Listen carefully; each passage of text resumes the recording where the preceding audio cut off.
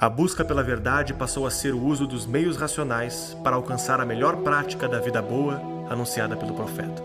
Foi nessa união que os métodos didáticos conhecidos como artes liberais foram desenvolvidos. Um grupo de disciplinas para fornecer liberdade intelectual e espiritual para os indivíduos. As disciplinas eram divididas em 3 inferiores e 4 superiores.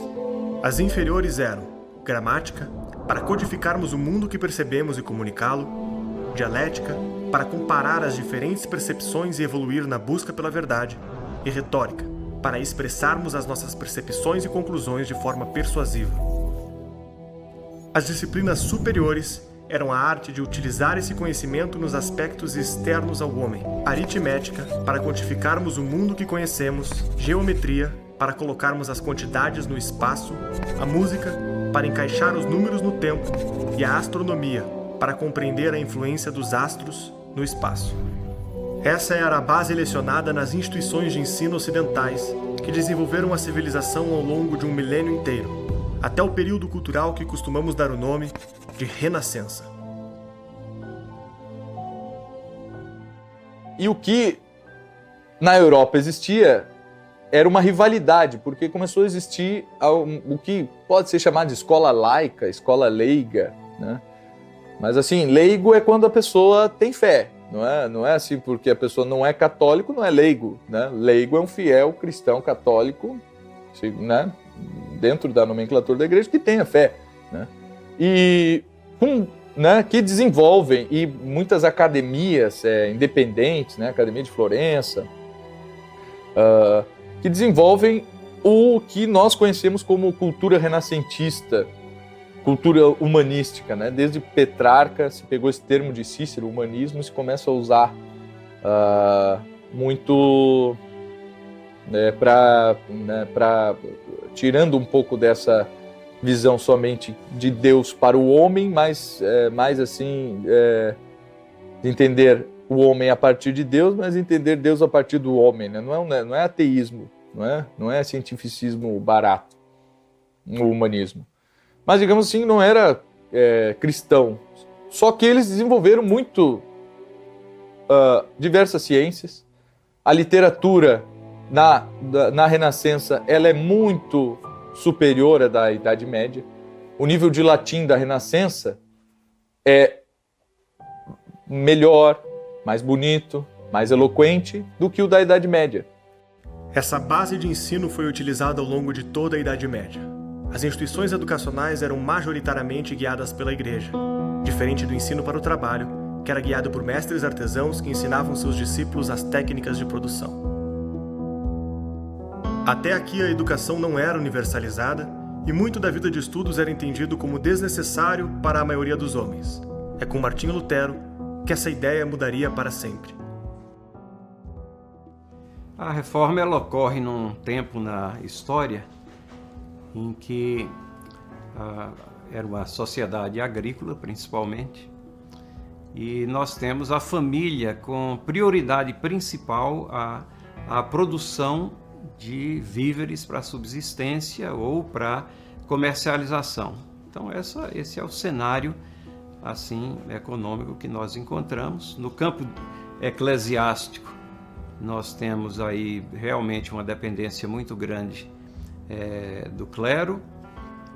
As famílias gravitavam em torno das igrejas, e como essa vida eclesiástica ela se processava em grande parte numa língua que era desconhecida do povo em geral, né? Porque o latim era a língua na qual as missas eram rezadas e as homilias também, e toda a cultura daqueles que tinham condição de obtê-la, ela estava presa a línguas que a população não tinha acesso.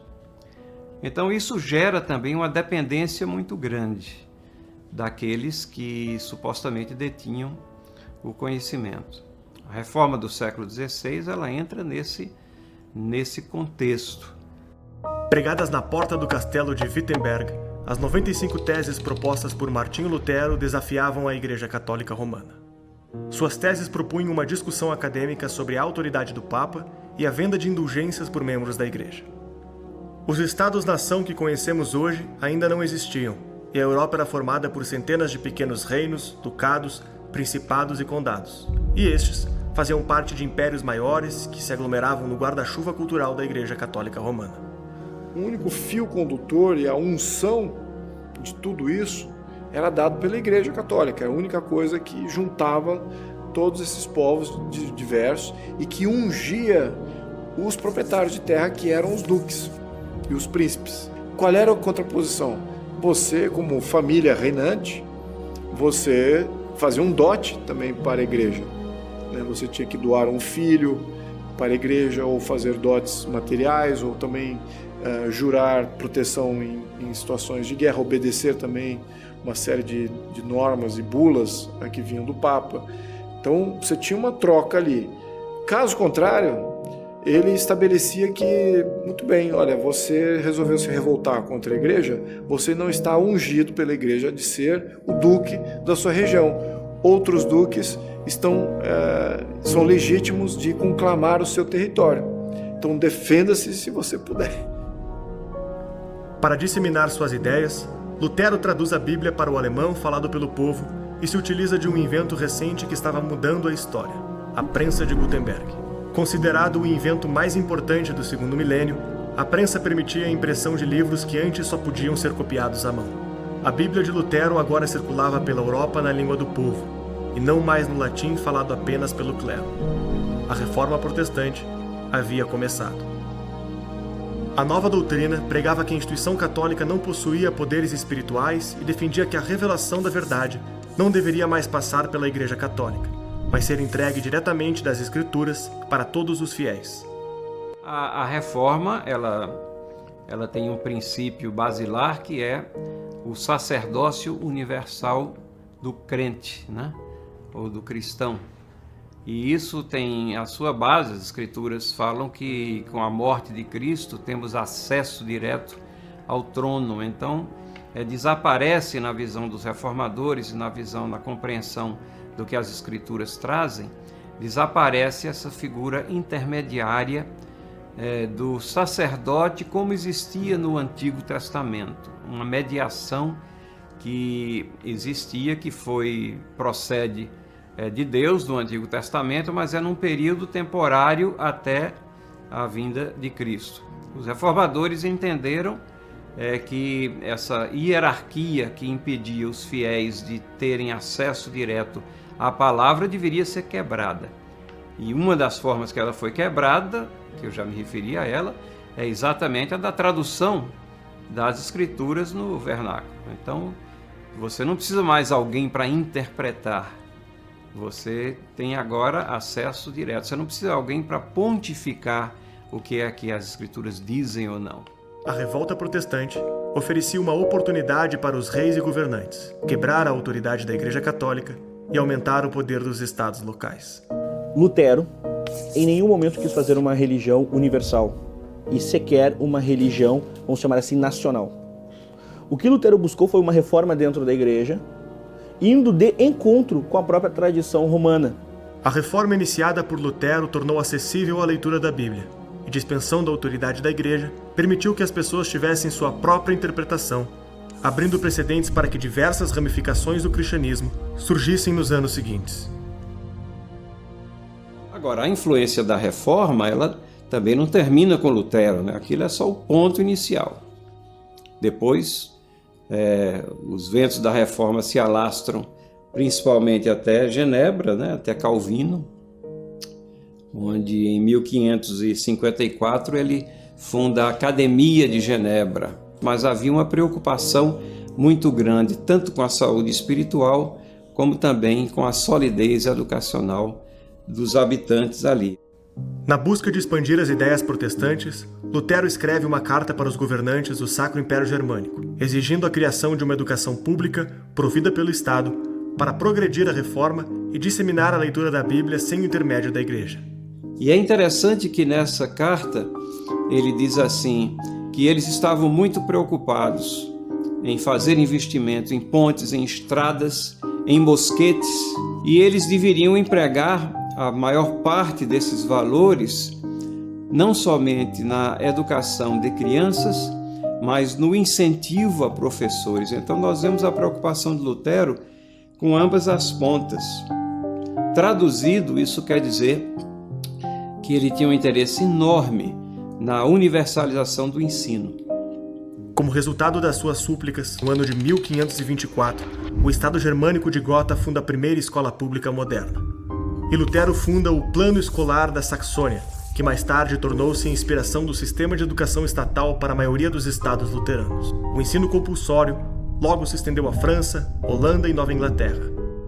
As escolas eram vistas como poderosas armas de guerra cultural para o enfrentamento político-religioso das diferentes ramificações do cristianismo. O poder espiritual sofria uma transição de autoridade, da Igreja para os governantes e líderes de diferentes revoltas, entendidos como autoridades ordenadas por Deus contra o Papa e o Imperador. A consequência foi o conflito religioso que ficou conhecida como a Guerra dos 30 Anos. Com o término do enfrentamento, diversos governos estaduais se moveram para tornar obrigatório o comparecimento das crianças nas escolas, sob pena de multa e aprisionamento dos filhos. Foi o rei Frederico Guilherme da Prússia que inaugurou o primeiro sistema de educação nacional obrigatório da Europa, ordenando a frequência de todas as crianças nas escolas estatais. Quando você pega a Prússia, aí o negócio se transforma num ritmo, né? Ganha um ritmo industrial, se transforma em algo imenso. Então o professor tem que cuidar de dezenas e dezenas e dezenas de alunos, tem que dar conta de avaliações rigorosas. As escolas passam a fazer parte da política pública dos governos locais e a universalização do ensino começa a aparecer nas estratégias de governo. Nós temos aí a experiência, por exemplo, do que ocorreu na Prússia no século XIX. Então, na Prússia, num certo momento, as escolas particulares foram proibidas. Só poderia haver escolas estatais. Depois de um tempo, as escolas particulares foram liberadas, mas seguindo um padrão estatal. Você passa o diploma da escola, né, e da universidade passa a ser exigido para que você possa seguir uma carreira. As escolas começavam a ser submetidas aos governos locais, mas os objetivos e métodos continuavam semelhantes aos anteriores.